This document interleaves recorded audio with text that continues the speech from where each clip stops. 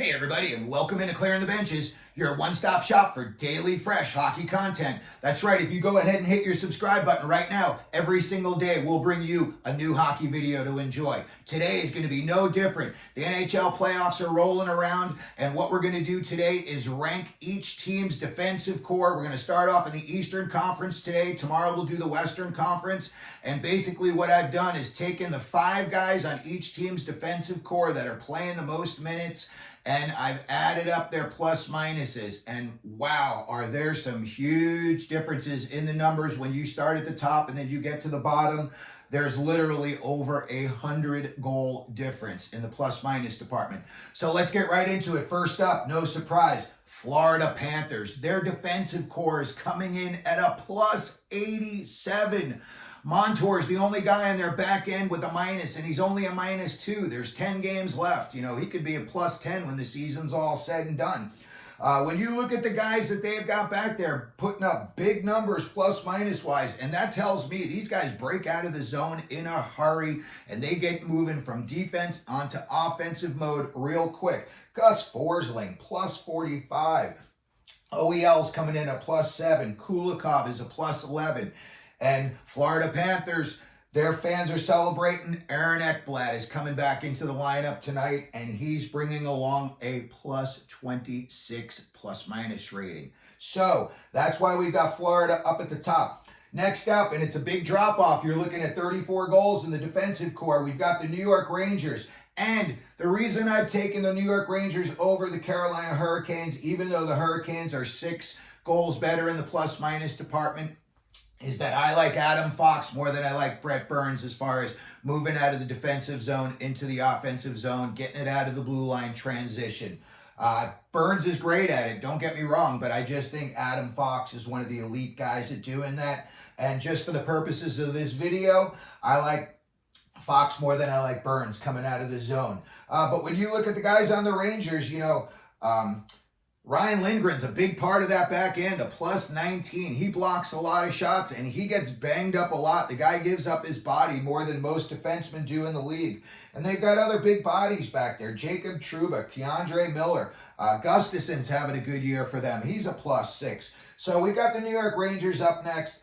And then after that, we do have the Carolina Hurricanes. And I do love Carolina's defensive core. When you look at these guys, every single one of them is in the plus department. Brady Shea, plus 13.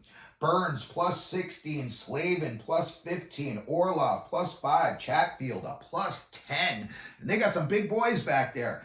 So, you know, when you go into your little dump and chase mode, those are guys that they know how to handle the heat. They know how to pretty much almost like fend you off with one hand and play the puck with the other. So Carolina Hurricanes, and I do think, you know, they are going to be one of the teams that could make a deep run in the playoffs. I think that they've got just, they're just balanced, you know, net.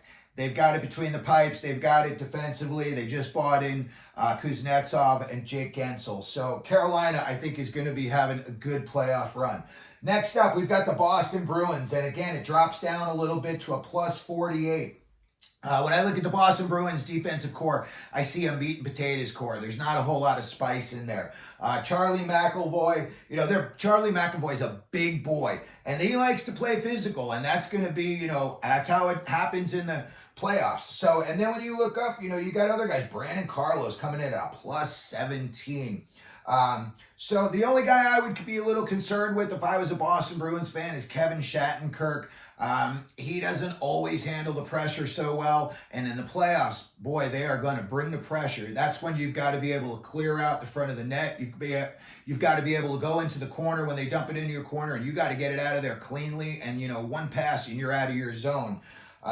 Shattenkirk still has that good shot from the point. Again, that's always the last thing to go when you get older. But the Boston Bruins do have some big bodies back there. And again, I think if you were to tell Jim Montgomery at the beginning of the season that your defensive core is going to be a plus 48 coming into the playoffs, he would have said, sign me up. The next one up we've got, and this is another situation where you've got 2 teams real close, but I took one team with the lesser plus minus over the other team.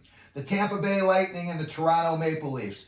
Tampa Bay's coming in at a plus 6 on their defensive core, and Toronto's coming in at a plus 33 on the defensive core. The reason that I'm going to give the nod to Tampa Bay is because Hedman's got Stanley Cup experience. None of these guys on Toronto have got that Stanley Cup pedigree. Again, there's a lot of guys on this Tampa team: Hedman, Radish, Perbix, Dumba, Chernak. These guys have all played a lot of games. And I actually was surprised that when I looked at Tampa, and, I thought they would be a little bit higher up in the plus-minus department. And, looking at Dumba, they bought him into the trade deadline. He is a little bit of a liability. That's probably going to be the guy. If the other team sees him out there, they'll throw it in his corner. On the year, with the Coyotes and Tampa, he's a -14, but he's only a -1 since he's gotten to Tampa Bay, and I think he's played in 8 games. When I look at Toronto coming in at a +33, and I look at the guys on their back end: Morgan Riley, McCabe, Liljegren, Brody, those guys are all in the plus department.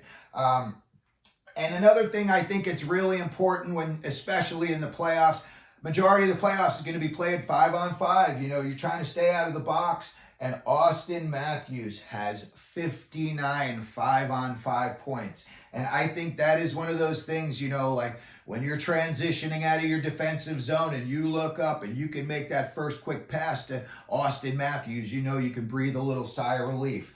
So next up, we have got a huge drop-off. And when I look at these next two teams, I think if they get in the playoffs, they could be out in a hurry. They could both get swept.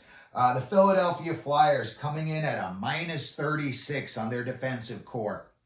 Huge hole when Sean Walker was traded to Colorado, and he seems to be loving that mountain air out there. When you look at Philly, I know Tortorella has these guys trying to block as many shots as possible. He wants to put up a brick wall in front of his goalie, but he's got a lot of young kids back there. Cam York, Jamie Drysdale. And again, these are going to be the guys that, these other teams are going to know that. They're going to say, this kid's 20 years old. Let's see what he's made out of. Throw it in his corner, give him a smash, and see if he coughs it up or not. So next up, I also look at the Washington Capitals in the same situation.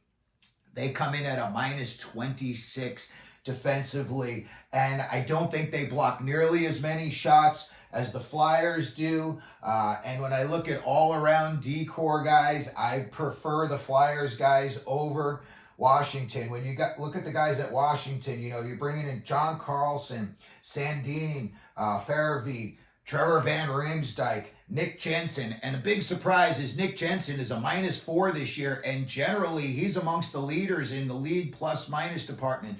I know a couple of times he's come in at over +30. So when I look at the Washington Capitals, John Carlson's getting old and slow. He only had 45 points this year. I just don't see much offensive punch coming out of that back end. And I think if these two teams were to make it in, Philly and Washington, they could be out in a hurry.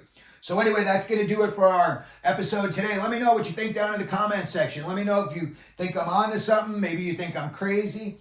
Maybe you think you have some other way that you would rank these decors. And if you could, please hit the subscribe button, the like button, and as we always do here at Clearing the Benches, let them know you're out there.